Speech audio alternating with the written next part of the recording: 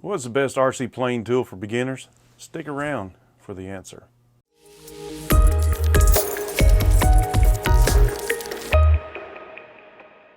Hi, and welcome back to the channel. If this is your first time here and we haven't met yet, I'm JR, the Traveling Tech Guy. I create videos to help folks like you who are interested in getting into RC model aviation by showing you how and where to get started as cheap as possible. I also travel around to different events to show what this hobby is all about.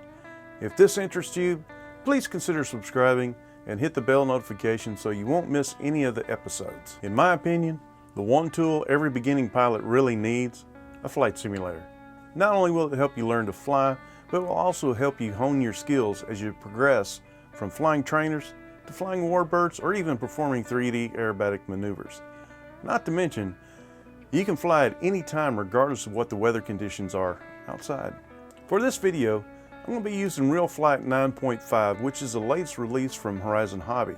A little disclaimer, this episode isn't being sponsored by Horizon Hobby, and I paid for it out of my own pocket, but hey, if anybody from Horizon Hobby is watching, I'm open to working with y'all.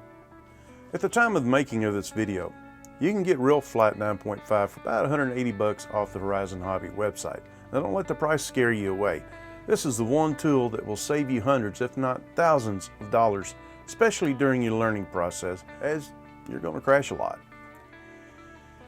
As an example, I'm going to use the E-Flight Apprentice STS 1.5 meter trainer that retails from Horizon Hobby at about $350 for the ready to fly version.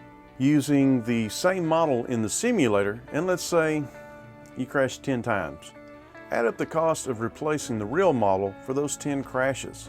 You could easily wind up spending thousands of dollars or more. On the other hand, if you crash in the simulator, you simply press the reset button and start over with a new airplane. The other benefit of the simulator is that the majority of the models in the sim are actually available on the market, so you can fly different types of airplanes before you buy them.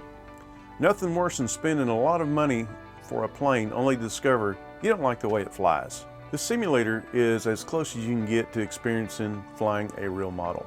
What you would face at the flying field has been factored into the simulator.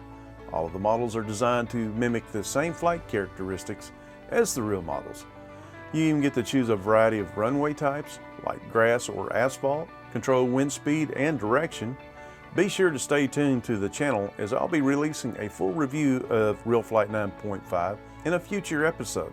But for now, I want to focus on how this tool will help you to become a proficient RC pilot. This is not a typical video game you play on your computer. This is an all-around learning tool.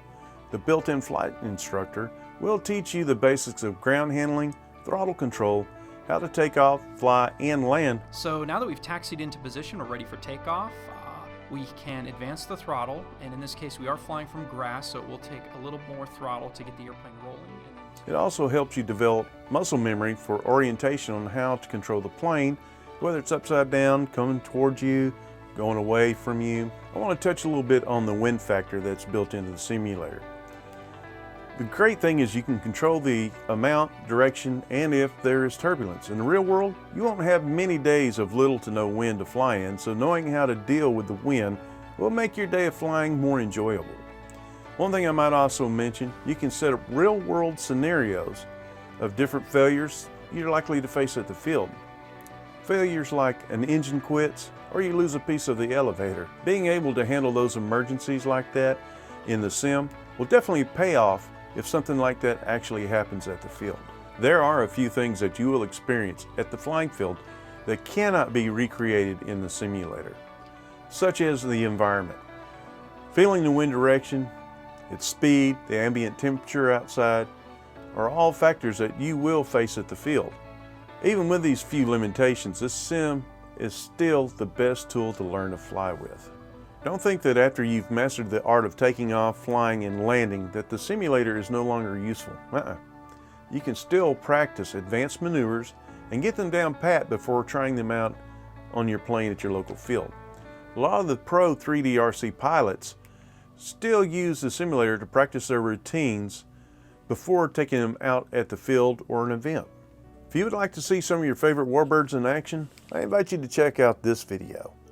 Or if you want to know the difference between ARF, BNF, or RTF, check out this video.